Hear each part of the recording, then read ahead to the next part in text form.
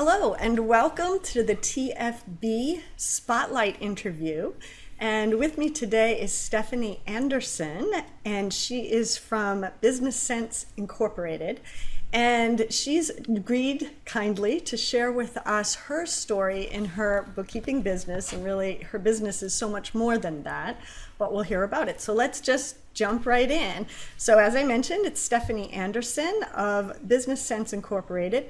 She's a QuickBooks training and consulting firm, and really they do everything QuickBooks, including bookkeeping services. Now she's based out of Spokane, Washington, and she's the president and CEO of her business, and you'll hear why that's important in a few minutes. She started the business in 2008, but she's been in business since 1988. And also, she just, as of the time of this recording, was designated as the 2017 U.S. Firm of the Future by Intuit, and also is in the running for the Global Firm of the Future. So congratulations on that, Steffanie.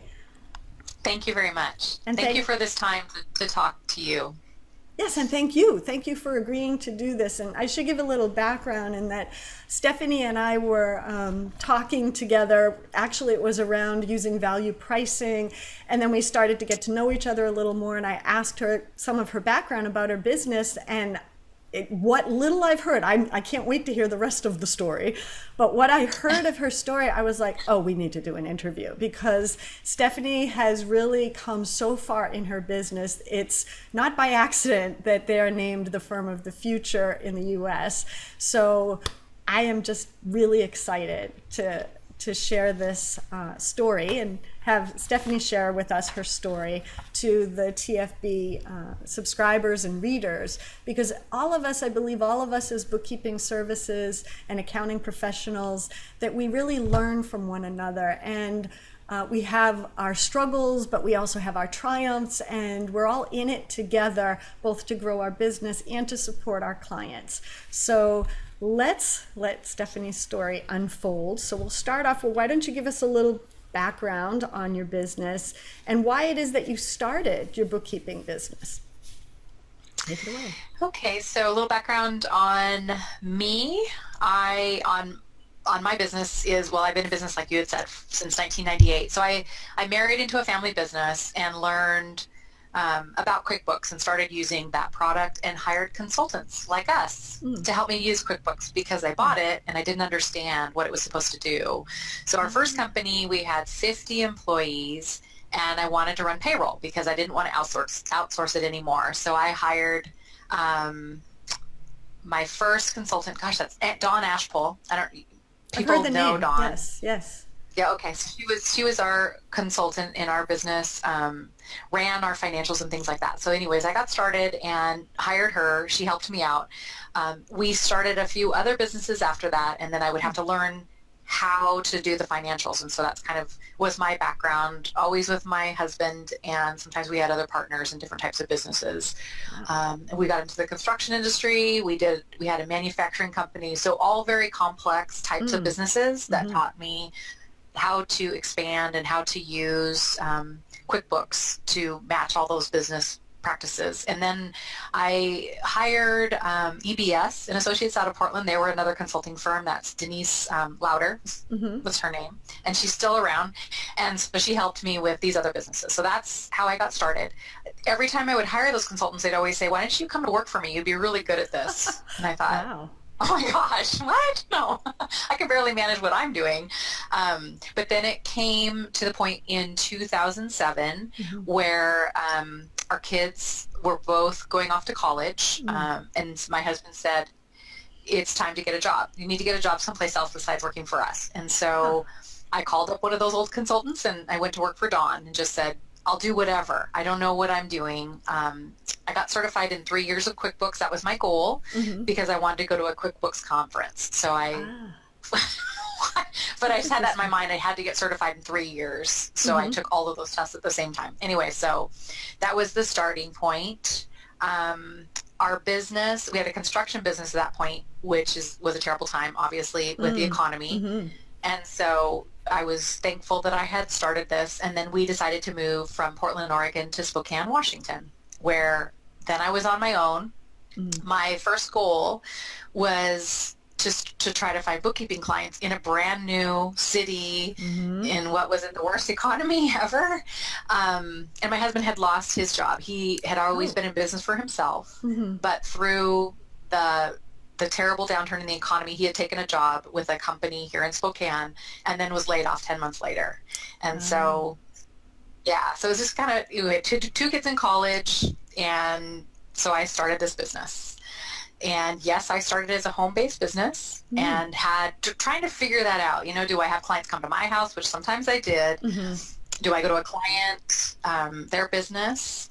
Before I had moved to Spokane, what I had done is looked for accountants in the Spokane area that maybe needed somebody to train their clients with QuickBooks. And so I met up with one of those CPAs in town, and he just started referring some business to me. Oh, wow. And that's how the business was started. Yeah. So it was QuickBooks consulting basically in the beginning. And I think I think maybe a year or so before I then decided I wanted to hire an employee, because my intention from the very beginning, well, you know, you learn, but my intention from the very beginning was that I wasn't going to be the person doing the work. I was going to grow the business beyond me. That is experience in that. Key. Yeah, that's key. That right from the beginning, would you say that you had that thought in your mind because of your experience with the previous businesses with you and your husband? Yes. Yeah. Yes. How many businesses did you have before you started this one? Or were you part of? So we probably, I would say there was probably 8 businesses. Wow. And some of them failed. You know, like right. I did Discovery Toys for a while. You remember Discovery Toys? Yes, yes. So there were things that we did that failed that we just did on the side. Yeah, we had lots of that. And we'd always had rentals all along. And so we had grown that to 100 rentals, and that's very, very big and a lot to do inside QuickBooks, but we managed the whole thing. So anyways, wow. We generally have a few businesses going even now. Yeah, I was going to say, how many businesses do you have now? Well, my husband has a realty firm of his own with staff. I have this business. We have some rentals. We're involved with the company, this building that we own. That's another business that we started, and always looking, you know, out there looking for maybe businesses that we can complement or help along the way.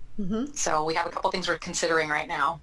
Excellent. Well, there's a couple things I can see right here is that, for one big one, is that you had an abundance and still have an abundance mindset, that you're always looking for what else is out there and you're always expanding. And, you know, even when things got a little bumpy because of the economy, you were still expanding. So that's fantastic. I mean, it took a while. It took a while to get over that disappointment and the humiliation and the letting people down, having to let people go in our business to say we're failing. And so that was horrible. And so that took some healing to get over that time. But I think the abundance just comes from always looking ahead and seeing all the positive stuff that's happening in our industry today, how exciting it is. Instead of thinking about everything that's changing, it's just huge opportunities for all of us involved with Intuit and bookkeeping and accounting. It's wonderful. Yes. Love it. Yes, I absolutely agree on that.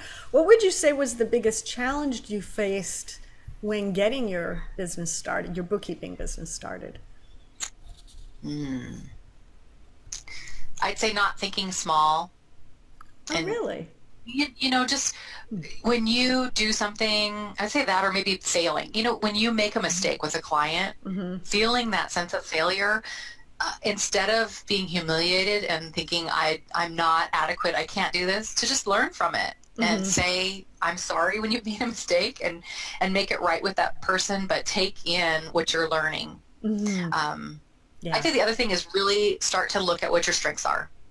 You know, what are you good at, and what do you like to do, and do those things. Don't do the other stuff that you hate to do. Okay, so now you made me want to ask another question. which is, Okay. what was there a strength that you discovered that you didn't know you had, as well as maybe a weakness that you didn't know you had from working in this business? Because you had experience with different businesses, but what about with this business? What were the surprise strengths and surprise weaknesses?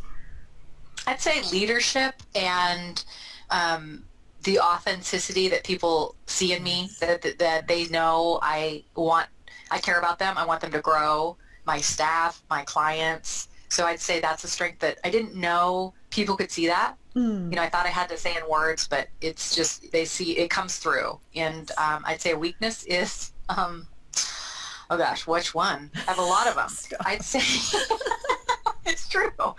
I'd say sales and marketing. I didn't realize how hard that would be to pick up the phone and, make that part happen in the business. Yes. Yeah, you mean proactively. Proactively. Yeah. Yeah, very good. Thank you. I appreciate your authenticity in sharing that, because that's not an easy question, I think. What tip would you give someone who is just starting out in their practice? Is there anything that you wish you had known? I wish I would have known that it's okay not to be an expert at everything in your business. Yes. There's about 8 pillars of a business that you need to know something about. And, it's okay. It's okay that you don't like everything, that you can't do everything. And I would say outsource. Outsource whenever you can. Yes. Well, just think about it. Like, if there's something that you don't know how to do, or you don't even know how to learn it, find somebody that you can pay that can do it for you for a period of time. If it's important, I think in a business, the most important things are sales and marketing and knowing your finances. Those are pretty much the top 2 things. And we ask clients to outsource their accounting to us because we're the experts. Exactly. They have to have a finger on it. We have to be able to tell them what's going on in their business, and they need to know which direction they're heading. But if it's something you don't enjoy, don't do it. And the other thing that just came to mind that's important, I think, you don't have to be perfect. You can just be an okay bookkeeper. Because if you constantly try to be perfect, then you're never going to move ahead or learn. So, just be good enough, or be okay. I'm sorry to say it that way. It's probably not what maybe your clients want to hear. Well, I would raise the question to me because, of course, many of us tend to be perfectionists. I'm a recovering perfectionist. And we're always looking for excellence because, of course, we know, especially in bookkeeping, not as much in the accounting, with CPAs, but with bookkeepers in the US at least, we don't, there's no laws that regulate who can call themselves a bookkeeper. There are a lot of bookkeepers who are not very good. Where's the balance, would you say, between an adequate bookkeeper and one who's not good? Like, how do you know when you're good enough? Because many of us suffer from the thought that I don't know enough, I have to learn more, study, and we're trying to get so good at the technical part, but then we struggle in our business because you just said, well, you have to do your marketing and you have to know your finances. But many of us are focused on the technical aspects of being an excellent bookkeeper. But if you're not excellent, how do you know if you're good enough? So I think it's really important, the management part, understanding the financial part of it, other than tax, because when a customer needs to look at their financials, that needs to be relevant to them all the time. And the tax is just something that happens once a year. So what I mean by that is if you're not the best at that, hire people that are good. My staff is much better at what they're doing than I am. I can look at a financial and I can tell them areas that maybe we need to revisit. When we do our management review, we do that with our clients. But just recognize you don't have to be 100% perfect on everything, because you will never be that. Yes. Never. Yes. So do you in your firm, because it brings up the question of specialization, which is a big one as well, because most of us are generalists. Is your firm, do you serve all types of clients, or do you have a specific focus? we're nichifying somewhat. I mean, we stay away from retail, restaurants, bars. We stay away from that. We have a specialty in construction because I understand that part. Of course. And then nonprofits, service-based businesses. So we're starting to kind of nichify a little bit, but I think that I haven't decided. And so we have different bookkeepers that understand different aspects. So nonprofit is easier for them. So I think there is some specialization that's happening. I wish I was better than I am. Actually, I'm just not 100%. It sounds great because generally finding a niche is a big question for bookkeepers and accountants. And many of us are afraid, like we're afraid to have to turn away clients. But like you said, you can't know everything, and it becomes easier when you do have specific knowledge in an area because it's a win-win. So of course, to me, construction is perfect for you because you have a background. You know what it feels like to be that type of client. So it makes sense. But something else you showed, which is smart, is that you don't necessarily have to know what you do want if you know what you don't want. And it usually is easier for us to say, oh, I don't want that. And sometimes it's by, I'm guessing in your case too, I'm definitely in my own, battle scars. Like I know I do not want manufacturing. I hate working with manufacturing companies. But it's a great point that you can have several areas that you focus on, and then over time it narrows down. And there's nothing that says we have to focus on a niche, but I just wondered because you're bringing up some great points in how to run the firm and based on experience. Now, another question you mentioned about your staff. Tell us a little bit how you went from, because you started it just with you, and you said in about a year is when you hired your first person, right? That's correct. And how many, and they're employees, or are they contractors, or both? Mostly employees. I have one contractor that lives in Seattle who helps us with QuickBooks conversions, so converting from legacy software to QuickBooks Enterprise. So she helps with that, and that's her specialty. She's much more organized and understands the bigger picture, and so she helps us with that. But everybody else is an employee of our company, and I like the team approach. So we come to work every day. We have each other's backs. We help each other out. And I entertain the idea of having remote staff, but you just lose that connection, which I think is really important. Okay. So are your clients all in your geographical area, or do you have clients all over the country? We have clients all over the country, and we have a client in South Africa. So that's wow, international. Interesting. Yes. But most of them are pretty much in the geographic area. In the construction industry, we're helping a lot in different cities and states. We have a restoration company in New York. We're working with a big consulting company that has 4 locations around the world. And then, so we're starting to expand our boundaries, and that's a wonderful thing about QuickBooks Online is that, and all of the other software that attaches to it, because, now you get pictures coming in, you can look at things, receipts, and so it's wonderful. So we love that part of the business. Excellent. And in your bio, it mentioned that you do everything QuickBooks. Do you support any other online software? No. As far as accounting, no, we only support QuickBooks. Yes, very good, very good. Yeah, because again, sometimes we're afraid if a client comes in and they're on Sage, or Xero, and we're thinking that we have to take on, work with that software because that's what the client is using. How do you deal with that kind of a situation? We offer them a conversion to QuickBooks Online. I do offer training in Zoho books, but it's mainly because we understand Zoho CRM and we use that in our firm. Right. And so generally if somebody comes to me and they're looking at Zoho books, unless they're a very simple type business, we're going to want them to use QBO and plug that into Zoho CRM. Yep. So that's just a side note. Does Zoho's CRM integrate with QuickBooks Online? Yes, it does. That's news to me. Thank you. See, I always learn so much from these interviews as well. So what big success or battle story would you have? What would you say is your biggest success and or battle story that you'd like to share over the years? Because you've been in business for a while.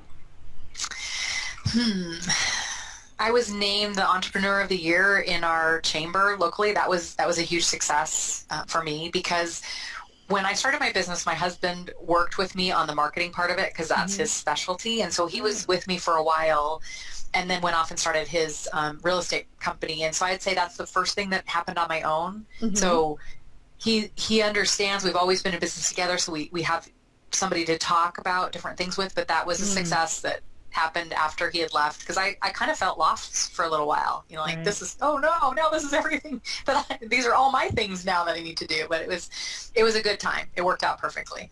Yeah, well, congratulations. That's excellent. What about a battle story, you know, something that you really learned from? Oh, there's so many. Holy cow. So many. Taking on a point of sale client that had 3 locations and wanted to use their old hardware. I mean, that was a huge, you know, the things that you know you shouldn't do that you think, oh, I'll do it anyways. I'm smarter than everybody else. And boy, did I pay for that in hours and hours of time that, you know, I should never have gotten involved. Yeah. So that was a battle scar. Yes. Yeah. But you learn from that, and I'm guessing that's partially why you say we don't take on retail.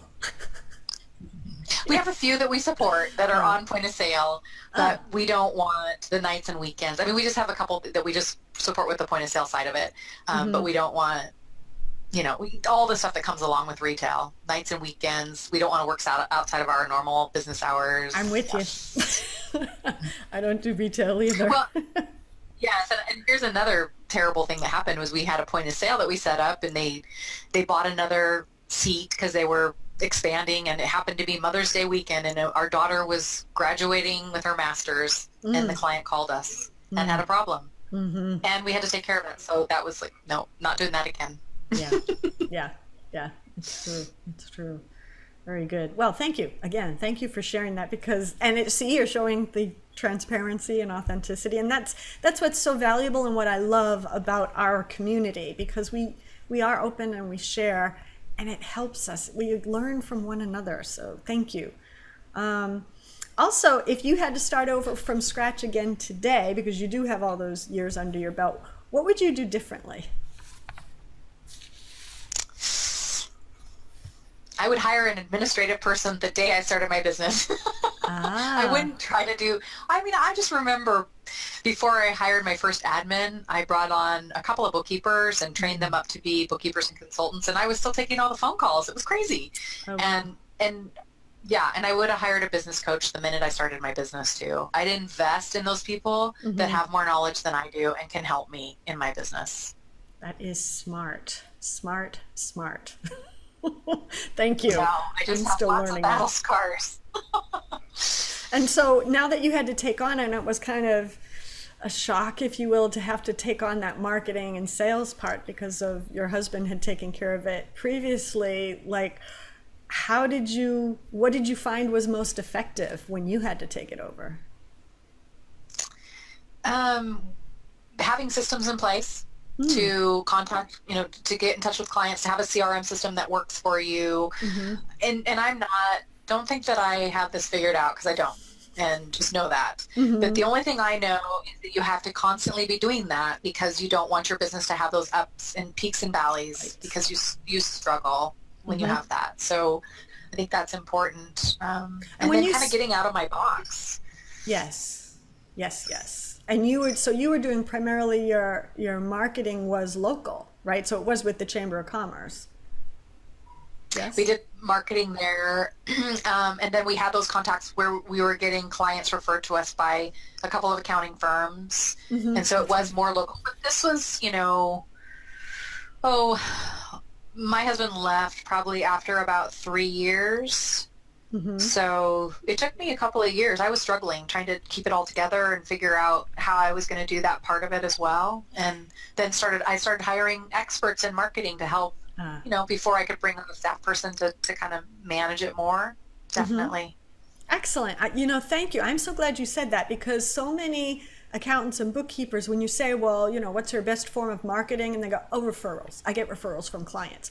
Whereas you had your husband who was doing it for 3 years, so that got you a little bit of a basis, but you kept doing the marketing, the true bringing in the business, where you were more in control of it versus just hoping clients would refer to you, correct? Yeah. Yes, and you just can't hope.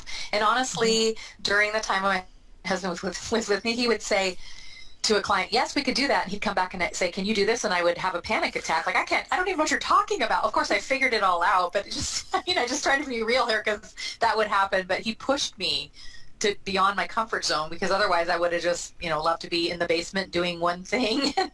Yes. Don't talk to me, anybody. But Yes. It kind of pushed me to get beyond, the things, my limitations, my self-confidence issues. And that's a big one. I would say the biggest challenge in general that most of us face, self included, is that our own confidence, that we don't have it. And would you say that you're an introvert or an extrovert or somewhere in the middle? I'd say I've had the test and I'm exactly in the middle. I mean, I love to be with people, but then I need to have that downtime where I don't talk to anybody too. Yeah, definitely. Mm-hmm. So you know what it's like with that. You got to push in order to go more on the extrovert side for the marketing. But do you think that introverts are at a disadvantage then to be promoting their services? No, but you have to recognize that those are your limitations and then take steps to get beyond it. So if you need to take a Toastmasters class, take a Toastmasters class. If you need to be, whatever you need to do to get beyond yourself, you have to do it because we have everything inside us we need. Yes. We really do. Mm-hmm. And if there are things, if they're training or technical things, we can learn those things. Yes. But it's just that we limit ourselves by not thinking, where do I want to be in a year from now? And just have that visualization of where you want to be in a year propel you through all the stuff you have to do to get to that point. It's very important. So would you say it was your vision that helped you to push your own comfort zone? Yes, because I wanted to have a great place to work for my staff. I wanted to care for them. And so that was one of my motivating factors more than anything.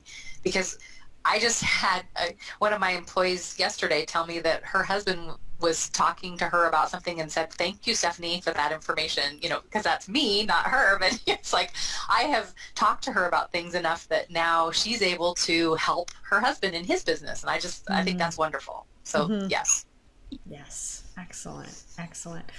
So let's move a little more to the technical side in your business, especially because you are working, you have clients all over the country and even internationally. Are there any specific tools or websites or software that you found helpful in your business? Anything that's cloud-based that helps. So, you have to get a good CRM system, have processes in place to communicate with your clients internationally in some kind of a timely fashion. So yes, we use quite a few different things, and I don't know if you want me to name them. Yeah, please do. The OCRs. Okay, so HubDocs is life-changing. Receipt Bank is great. T-Sheets, IOP, the time tracking in IOP, those are wonderful things. I'm probably leaving out a lot. Entryless, Bill.com. These are great products that help. QuickBooks Online is wonderful because it gives you the opportunity to plug all those things into it. And so are you using any listed. kind of a client portal for document sharing? We use Dropbox. Oh, okay. Yeah, Dropbox. Terrible, but I know. That's what we use.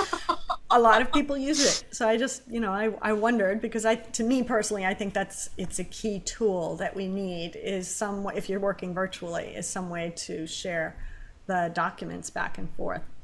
So do you have any final advice for any bookkeepers or accountants who are just starting out, maybe as a solo practice? What advice would you give to them or those who maybe have been in business for quite a while but are still kind of struggling? What would your best advice be to them? My best advice would be to read the book Traction or Get a Grip, to use that as a tool to grow your business and help you on paper be able to verbalize to your clients and to your staff where you want to go, what direction you're headed in, and get everybody on board in the right seat, rowing in the same direction. Okay, so does that mean that you really should have, that goes back to the vision idea. Would you say that you have like a mission for your business? Yes, we do. What is it? Our mission is to, let me look at it, it's on the board, empower small business owners to employ America by giving them the tools they need to achieve their hopes and dreams. Excellent. And That's do you what we find want. that that is like a grounding force for you and your team? Yes, it is. Excellent. Excellent. And I've neglected to ask you, how many now in your business do you have on your team? There's 8 of us. Wow. Congratulations. That's fantastic. Thank you. Excellent. Well, thank you so much, Steffanie. I so appreciate your help in hearing everything that you've been through. And I know that this interview is going to be very popular. So if anybody wants to get in touch with you, what's the best way that they can do it? The best way to get in touch with us is bookkeeper@businesssense.co. Okay, excellent. And we will list that on the blog post as well. So once again, thank you so much for spending the time with us today. Appreciate it. Thank you. And vote for us for the future. All right. Will do, for sure. And so you'll be at QB Connect for this year, right? Yes, we will be at QB Connect. Excellent. Excellent. All right. Thank you. Thank you. Bye. Bye.